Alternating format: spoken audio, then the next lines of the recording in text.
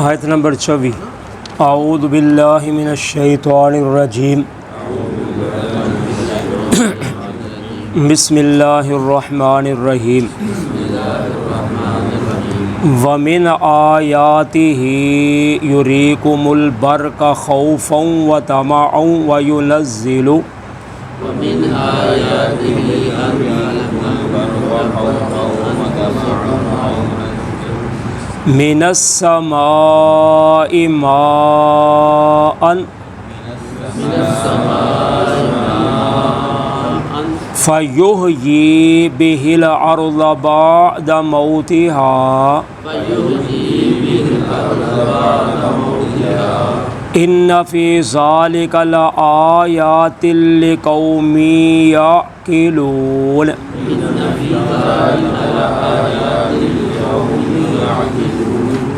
ومن آیاتہ ان تقوم السماء والارض بامرہ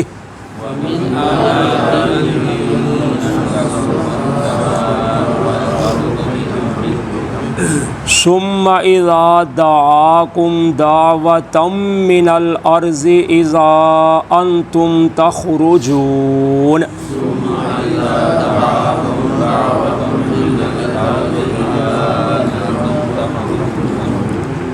وَلَهُ مَنْ فِي السَّمَاوَاتِ وَالْأَرْضِ كُلٌّ لَهُ قَانِتُونَ وَهُوَ الَّذِي يَبْدَأُ الْخَلْقَ ثُمَّ يُعِيدُهُ وَهُوَ أَهْوَنُ عَلَيْهِ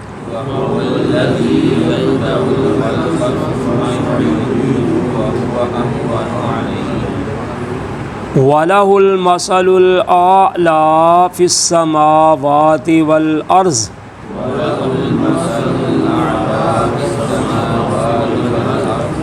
وَهُوَ الْعَزِيزُ الْحَكِيمُ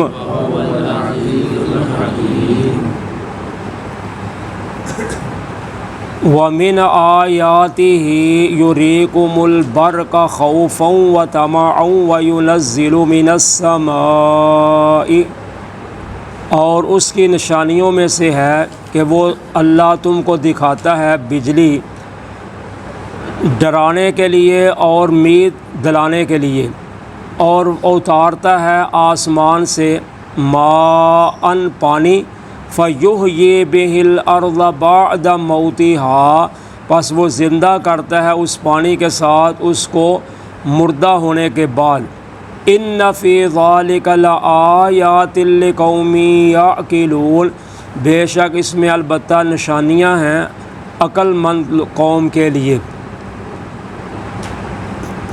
پیچھے والے سبق میں بھی اللہ تعالیٰ نے اپنی قدرت کی نشانیاں بتائی تھیں کہ اللہ تعالیٰ کو پہچاننا ہو تو اللہ تعالیٰ کی بہت بڑیاں نشانیاں موجود ہیں۔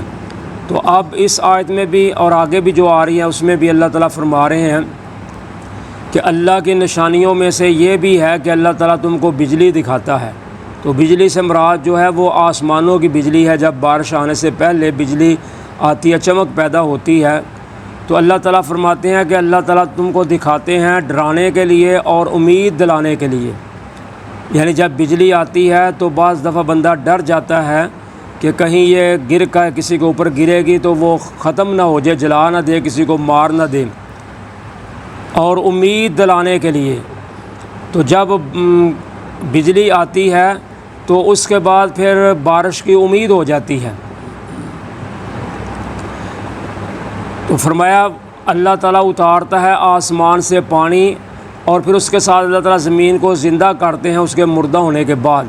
تو جب اللہ تعالیٰ پانی برساتے ہیں بارش، تو پھر اس کے ساتھ اللہ تعالیٰ زمین کو زندہ کر دیتے ہیں، یعنی نباتات انگوریاں وغیرہ پیدا ہو جاتی ہیں۔ تو اللہ تعالیٰ فرماتے ہیں اس میں عقل رکھنے والی قوم کے لیے نشانیاں موجود ہیں۔ وَمِنْ آیَاتِهِ أَن تَقُومَ السَّمَاءُ وَالْأَرْضُ بِأَمْرِهِ، اور اس کی نشانیوں میں سے ہے یہ کہ قائم ہے آسمان اور زمین اس کے حکم سے۔ ثم اذا دعاکم دعوة من الارض، پھر جب وہ تم کو بلائے گا بلانا زمین سے، اذا انتم تخرجون، تو اس وقت تم سب نکل آؤ گے۔ تو اللہ تعالیٰ فرماتے ہیں کہ یہ آسمان و زمین کا جو نظام قائم دائم ہے، یہ بھی اس کی نشانیوں میں سے ہے کہ اتنے بڑا آسمان اور زمین اور پھر اس میں چاند ستارے وغیرہ یہ سارا نظام چل رہا ہے، تو یہ اسی کو حکم کے ساتھ چل رہا ہے۔ تو فرمایا پھر ایک وقت آئے گا کہ اللہ تعالیٰ تم کو اب بلائیں گے بلانا زمین سے، یعنی جب کرنال میں پھونکا جائے گا تو اذا انتم تخرجون، پھر تم سب نکل آؤ گے۔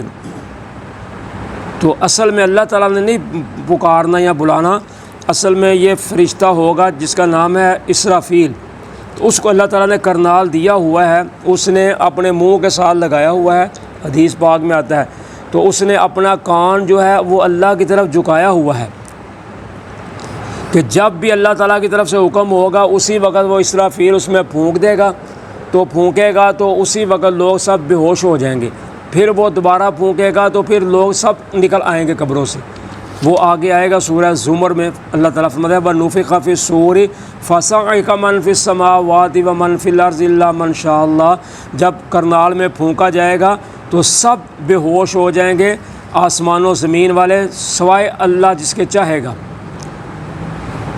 تو یہ ہے قیامت کا منظر۔ اللہ تعالیٰ فرماتے ہیں جب تم کو بلایا جائے گا، بلایا جانا زمین سے، تو تم سب نکل کر باہر آ جاؤ گے۔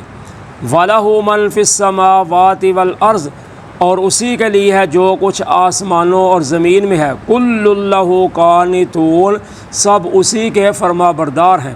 تو اللہ تعالیٰ فرماتے ہیں آسمان و زمین میں جو کچھ بھی ہے، جتنی بھی مخلوقات ہیں، سب اسی کی فرما بردار ہیں۔ صرف انسان اور جن ایک ایسا ہے جو اپنی مرضی کرتا ہے، ان میں نیک بھی ہیں اور برے بھی ہیں، لیکن باقی جتنی بھی مخلوقات ہیں وہ سب اللہ کی فرما بردار ہیں۔ وَهُوَ الَّذِي يَبْدَأُ الْخَلْقَ ثُمَّ يُعِيدُهُ وَهُوَ أَهْوَنُ عَلَيْهِ، اور وہی اللہ ہے جو پیدا کرتا ہے پہلی بار، پھر اس کو لٹائے گا اور وہ اس پر آسان ہے۔ وَلَهُ الْمَثَلُ الْأَعْلَىٰ فِي السَّمَاوَاتِ وَالْأَرْضِ، اور اسی کے لیے ہے اعلیٰ مثال یا اعلیٰ صفت آسمانوں اور زمین میں۔ وَهُوَ الْعَزِيزُ الْحَكِيمُ، اور وہ غالب بھی ہے اور حکمت والا بھی ہے۔ تو اللہ تعالیٰ فرماتے ہیں اللہ کی ذات وہ ہے جس نے تم کو پہلی بار پیدا کیا، تو پھر وہ تم کو دوبارہ لٹائے گا، یعنی پھر تم کو دوبارہ پیدا کرے گا، اور وہ کام اس پر آسان ہے، یعنی دوبارہ پیدا کرنا اللہ پر آسان ہے پہلے کی نسبت۔ حالانکہ اللہ کے لیے پہلے بھی مشکل نہیں تھا، لیکن یہ سمجھانے کے لیے ہے کہ جب پہلی بار چیز بنائی جاتی ہے اس وقت مشکل ہوتی ہے، دوبارہ اس کو بنانا مشکل نہیں ہوتا۔ تو فرمایا اسی کے لیے صفت ہے، اسی کے لیے مثال ہے آسمان و زمین میں، یعنی اللہ کی کوئی مثل نہیں ہے، صرف ہے تو صرف اللہ کی اپنی ہی ذات ہے۔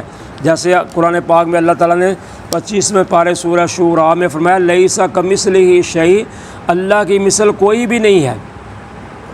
اور ایک جگہ پہ آتا ہے کہ تم اللہ کے لیے مثالیں بیان نہ کرو، کیونکہ اللہ کی تو مثال ہے ہی نہیں۔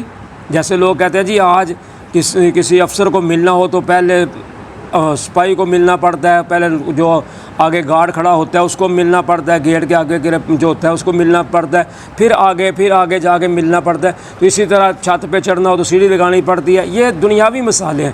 تو اللہ کا فرماتے ہیں میرے لیے مثالیں بیان نہ کرو، کیونکہ میری تو مثال ہی کوئی نہیں ہو سکتا۔ تو اس لیے اللہ تعالیٰ فرماتے ہیں اسی کی صفت ہے، اسی کی مثال ہے اعلیٰ جو آسمان و زمین میں ہے، اور اللہ تعالیٰ غالب بھی ہیں اور حکمت والے بھی ہیں۔ تو جو ہر چیز پر غالب ہو، جس کی حکمت و دنائی ہر چیز پر ہو، تو اس کو مثال کی کیا ضرورت ہے۔ جزاکم اللہ خیرہ۔